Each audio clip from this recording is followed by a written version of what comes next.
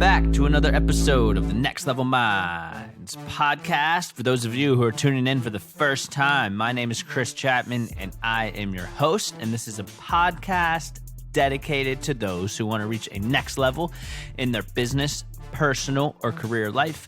Every other week, I'm blessed to sit down with a fully qualified guest, entrepreneur, content creator, or mover and shaker in their industry and really walk through their story, how they have gotten from point A to point B and overcame various adversities along the way. Now, before we dive into this week's episode, which is really part of a series I do called Motivation Monday, talking about different topics related to personal development, entrepreneurship, business, finance, the whole 9 yards here to really just get everyone excited, pumped up, and ready to go for the week ahead. So they're about 10 to 20-minute episodes depending on the topic at hand here. So this will probably be more on the shorter side, but really excited to dive into the Motivation Monday episode. However, before I do that, wanted to go ahead and reiterate the main goal with the Next Level Minds podcast, and that is to impact over 1 million people by helping them reach a next level in their business, personal, or career life. So if you've not done this already, please take the time to subscribe to Next Level Minds on Apple Podcast. Share this episode with a family member, friend, or colleague who you think will get some value out of it. And if you're really feeling special, go to Next Level Minds on Apple Podcast and drop a review. Let me know what you think. Now on to today's episode. As mentioned, this is part of the Motivation Monday series, and really the topic I'm going to be talking about today is the importance of slowing down and just taking a break and kind of getting away from that hustle 24/7 culture. And the reason why I wanted to talk about this is what's funny is I'm actually recording this episode July 10th. But this episode is releasing July 26th, which I actually am getting married July 17th. So now that this is released 26th, I'm a married man. And really, I've been thinking, now that we're about a week out from the wedding, again, recording this July 10th, I've really been thinking about, my priorities and where I'm spending my time. Am I spending my time only on the 8 to 5, my podcast and my startup? Am I spending my time in my relationships, really cultivating them? Where is my time being spent? What are the things that I really value the most? And am I dedicating the proper amount of time to those things that I actually value? So I really have been doing some kind of self-reflection type thinking over the last few days, few weeks here actually, and just really spending the time to think about that. So I thought I'd kind of go over some learning lessons I've had in my thought process so far. And I'm actually reading this book right now called The Ruthless Elimination of Hurry by John Mark Comer, who is a very successful pastor actually, but he's got a lot of great content out there that can really relate to any area of life. So I'm reading this book right now, The Ruthless Elimination of Hurry, and it's really kind of breaking down the hustle culture and kind of the harmful effects of being on the go all the time, and then a couple solutions to implement to make sure that you're obviously spending time where you value. So I thought I'd kind of break down some things that I've learned throughout my thought process and kind of the self-reflection I've had over the last few weeks about where I'm spending my time.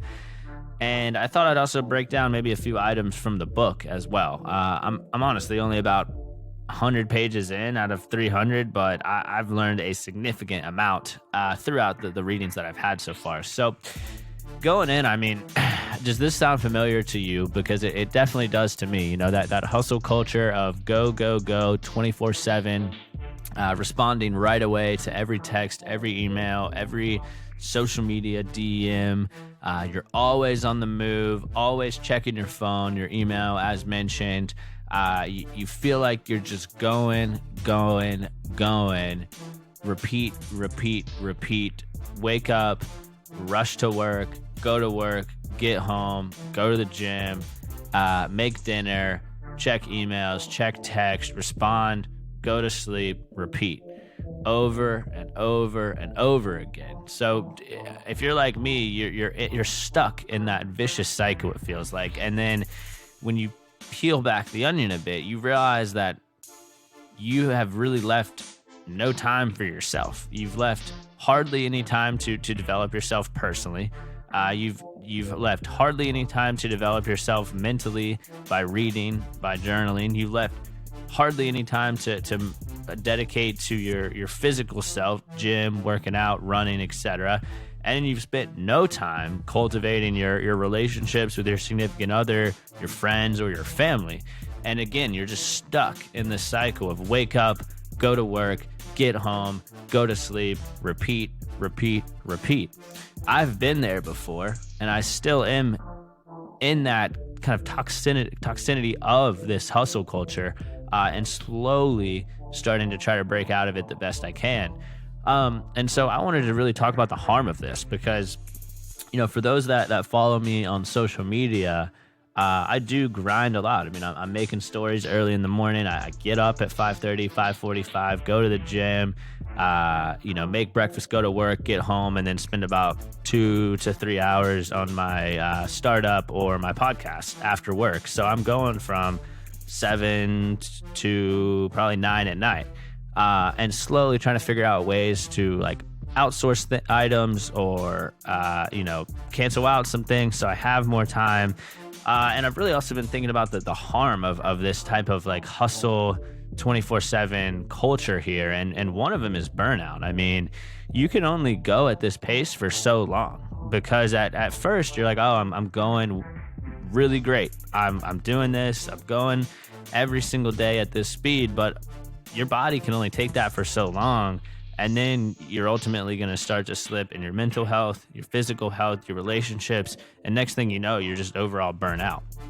Next thing here, I mean, the harm of this type of culture of just go 24/7 is health issues. I mean, you're going to have physical health issues if you're not spending the proper amount of time exercising, or if you're constantly having to order takeout because you're working so much, or you're just drinking 3 or 4, 5 cups of coffee a day, hardly any water. I mean, those things, you may not realize the negative effects at first, but long term, those are going to have some significantly negative impacts on your health.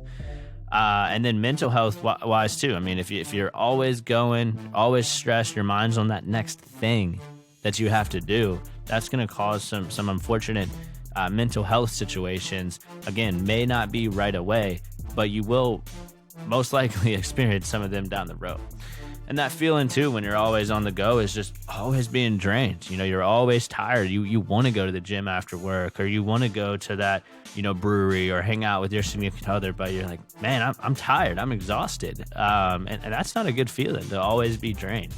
Also, I mean, there's other underlying things that can happen. You can have anxiety, irritability, restlessness, hypersensitivity. All this stuff can just start adding up if you're on that hustle 24/7 culture. And the last few items of harm that can really occur is just you're never present. You may be with a family member or friend that you haven't seen in a while, and you're just not present. You're thinking about that next thing that you have to do, or that next just check mark on the to-do list. And next thing you know, you're leaving that conversation and realizing, wow, I really wasn't even present. Yes, you were talking, you're responding back and forth, but your mind wasn't really present in that conversation.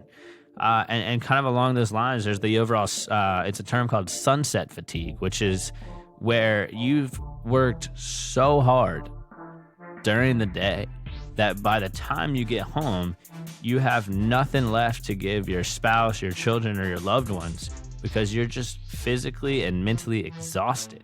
And that's the sunset fatigue. And I've been there multiple times where I get home, or, I go out of town to see some family after a tough week, and I'm just not there. I'm just so drained. It happens. It's called sunset fatigue. It's a term where you're just so exhausted at the end of the day. So those are just some harmful things here. Again, burnout, health issues, drained, anxiety, irritability, you're never present, and sunset fatigue. There's a whole list of multiple other harms here, but just want to break down the harmful effects here of that hustle 24/7 culture. So I also wanted to go over some steps because, like I said, I've been thinking, hey, what are some ways that I can drift out of this hustle 24/7 culture to spend time on areas that I really value in life, such as my relationship, my family, my health and fitness, spending time traveling, my relationship with God. What are some things that I can drop out of this hustle 24/7 culture so I can spend more time and be more present on the things that I really value in life? And so first thing here is a great tip from my coach, Ryan Odom. And he said, if you really want to be successful, you need to learn one word, and that one word is no. Saying no to everything else that does not align with your values, which allows you to spend more time on what you desire instead of what everyone else desires. Saying no to those things that aren't gonna add excitement into your life. Saying no to that random coffee or that random happy hour or that podcast guest opportunity. Saying no to everything that does not align with your current values so you can spend more time on what you desire. That is one of the hardest things, especially if you're a people pleaser like myself. That is one of the hardest things to do, is to say no. But when you can get to that point of being able to say no to the things that do not align with your values, you feel significantly more free because you're realizing like, hey, I'm actually have more time to spend more time on what I actually enjoy in life. So learn how to say no. Second step is put your phone down. Understand that you do not have to respond right away to everything. If you look at history, back when somebody wanted to tell someone something, they just had phones. I'm not even going back that far. They had landline phones before cell phones. If they didn't answer it, they left a voicemail, probably would return it back 24 hours later, maybe even later than that. So we've drifted now that we have this cell phone in the palm of our hands to this expectation that as soon as you get a text, as soon as you get a DM, as soon as you get an email, as soon as you get a call, you have to respond right away. No, you don't. You should set the expectation with your friends, family members, coworkers, that you're not that person that responds within 5 minutes. Sometimes you may take longer than that. It's also important to spend less time on social media. There's a study that was conducted that stated that the average American spends 705 hours on social media a year. 705 hours on social media a year. That's a lot. And some ways to really combat that waste of time on social media is I like to have a dedicated social media block in my calendar. So I'll check Instagram in the morning before work. After, of course, I've done the gym, reading, journaling, breakfast, all that. I'll check Instagram for about 10 minutes to respond to any messages, comment on any photos that some people I look up to have posted. It's just about 10 minutes on social media. And then I do another block during lunch for about 5 to 10 minutes.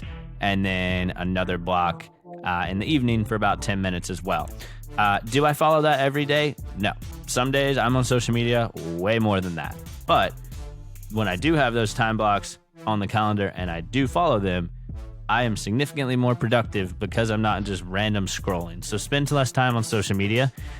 Another lesson here, spend less time on the TV. The average American, again, same study, stated that Americans spend 2,737 hours a year watching TV.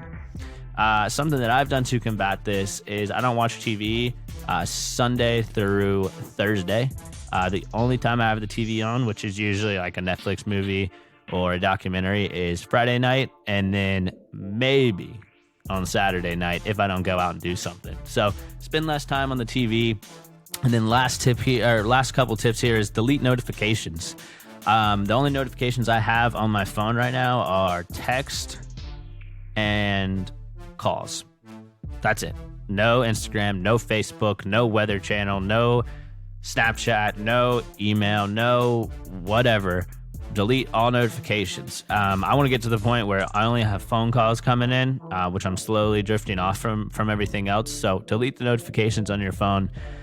Next one, we talked about morning routine in numerous podcasts, but spend time in silence every morning before you start the day. So for me, I go straight to the gym, but it's no music, which sounds super weird, but I've gotten really used to it where it's just me and my thoughts and, of course, my weights or my running.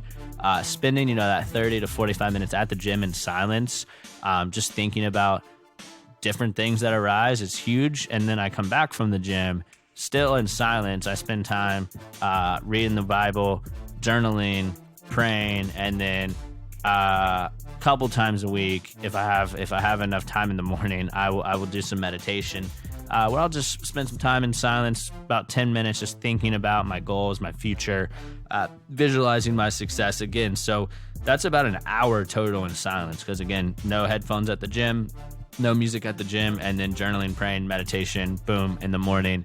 An hour of silence of just your thoughts, 5 to 6 days a week can really make a huge impact on your life.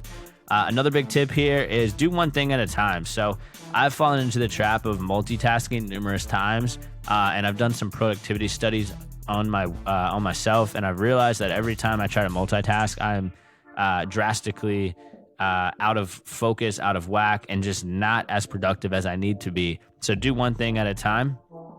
And then the last two items here is take a vacation with hardly anything digital. So if you're able to take a 5-day vacation and maybe use your phone like twice a day, in the morning for a bit, and then maybe in the evening, and that's it.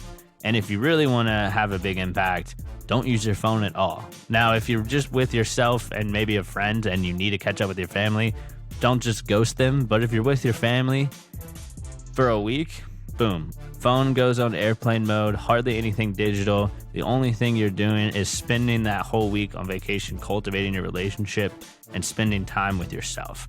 No digital distractions. And then the last one here is have others hold you accountable. Again, if you're trying to give up social media or have less social media, have some accountability partners that text you, hey, how many hours do you spend on Instagram today? How many hours do you spend on Facebook? How many times did you pick up your phone? Because it's one thing to let yourself down, which sucks, but what's even worse is having to let one of your good friends down and say, hey, no, I actually checked Instagram 15 times today and spent about 2 hours watching TV. Like I messed up. So have others hold you accountable is huge. Really just a summary of everything is, look, I've fallen in that hustle culture of 24/7 go, of sleeping 4 or 5 hours a night, working until 10 or 11 p.m. I've done many of those nights, many of those days, and it's simply not worth it. It's the burnout, the health issues, the anxiety, the not being present. It's really just not worth it. Never trade a job, income, status symbol for your health and wellness, because true wealth comes from having strong investments into your health and wellness. So if you need help here, and if you're feeling some of the negative impacts of this hustle culture, message me at Chris Chap on Instagram. I'd love to help. I'm not perfect. I still have those days where I know that I haven't taken a break, or I know that I haven't given myself the proper investment. I still have those days, trust me. But message me, Chris Chap on Instagram, and I'll walk you through what I've learned. And hey, maybe we could even be accountability partners to achieve this together. So just wanted to put that out there. Not perfect by no means, but it's important to slow down before you can speed up. So remember that headed into the week, and I hope everyone has an amazing week ahead.